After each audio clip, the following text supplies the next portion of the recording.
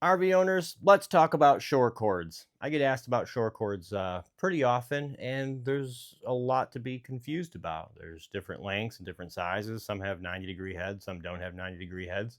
So today I'm going to help explain to you the shore cord that you need, right? Because there's no best shore cord out there. There's none of that.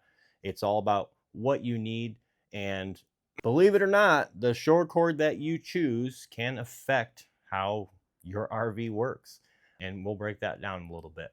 Now, the first question I get asked quite often is, do I need a 30 amp RV shore cord or a 50 amp RV shore cord? And that's actually just dependent on what type of RV you have. Do you have a 50 amp electrical system or a 30 amp electrical system?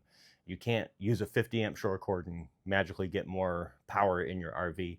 That's not how it works. So that is specific to the type of RV that you have and how the electrical system was designed. The next most common one is, what length do I need? Well, that's going to vary between campgrounds you go to, and that's where it gets tricky. Now, when it comes to length and how long of a shore cord you need it to be just as long as you need it to be, but you want it to be just as short as it can be. There's a big reason for that. The longer the shore cord, the more voltage drop you're going to have across that shore cord. Voltage drop is going to increase resistance. Resistance is going to create heat. It's not a situation you want to see. The longer the run, the thicker the cable should actually be. And again, the more voltage drop you're going to have. You want to avoid having a 50-foot shore cord when you're 10 feet from the pedestal. Now, I know it sucks, but if I was going to give you a true answer, and this kind of goes into question 3, is do I buy a longer shore cord or a shorter shore cord, or do I buy extensions? Well, every connection you make at those connectors, that is more resistance. The more resistance, again, we kind of go back to that vicious cycle of resistance and heat.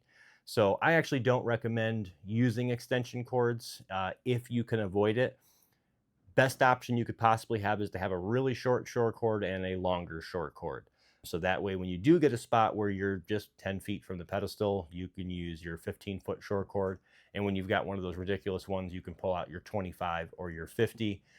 Far better option than the extension cord. I'm not saying that you should go throw away your extensions or anything like that. I'm just stating facts that more connections creates more resistance, it creates more heat. The absolute best option is going to be buying a short cord that doesn't have any connections midway.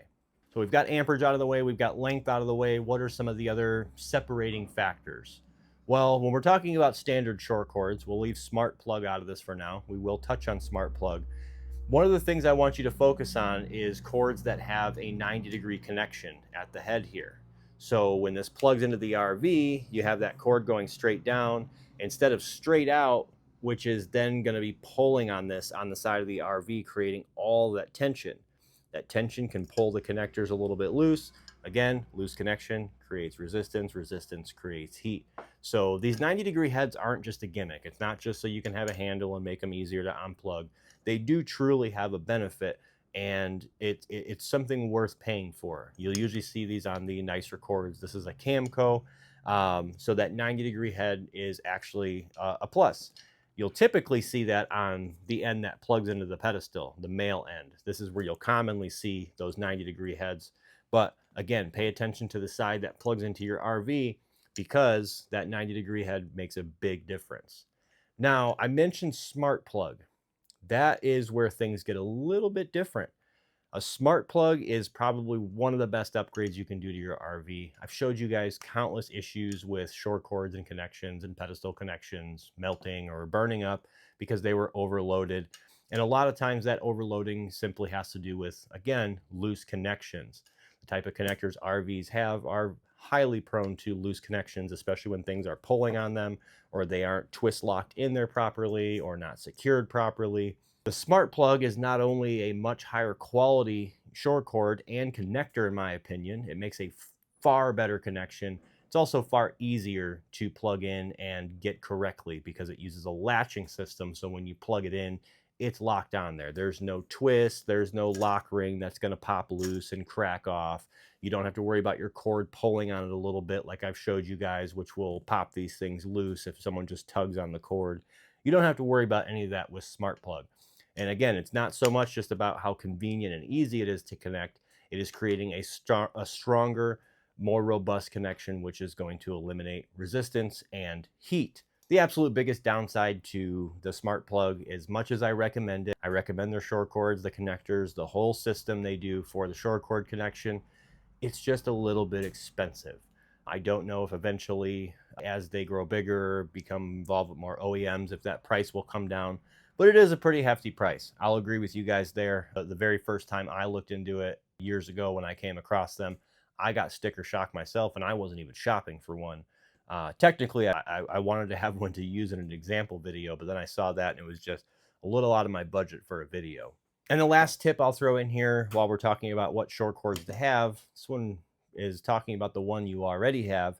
If you've got a short cord where the heads are falling off, you've got exposed wires, you've got prongs that are looking a little melty around the ends, they've gotten heated up and it's just really had its day, it's probably time for a new short cord, or at least getting new plugs installed on the end of it properly. They do make replacement heads, so you don't have to get rid of the entire short cord.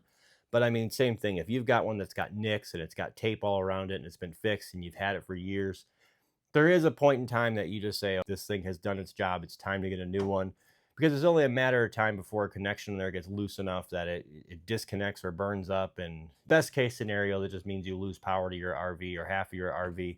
Worst case scenario, it creates a fire, melts a short cord connector or something of that, that nature. You have to remember your RV is a big power strip, right? You've got an extension cord that plugs into something, and then inside your RV is a bunch of outlets and things like that. So it makes your RV no different from a power strip. And if your short cord's all banged up and damaged, well, remember, everything running in your RV, everything all goes back through the short cord. So it's probably one of the most abused parts in your RV outside of the short cord connector, which again, we're just going to call part of the same system here. But again, it's where everything in your RV, all of the power being consumed, comes from that short cord and that connector. So it's a lot of work being done at such a small component. So take your short cord seriously. Consider short cord upgrades a real upgrade to your RV. Even though you're not going to physically see those benefits, you are getting that peace of mind, and you really can't put a price on that. And if you want to see some more no BS RV tech tips, tricks, and tutorials, make sure you guys press that subscribe button.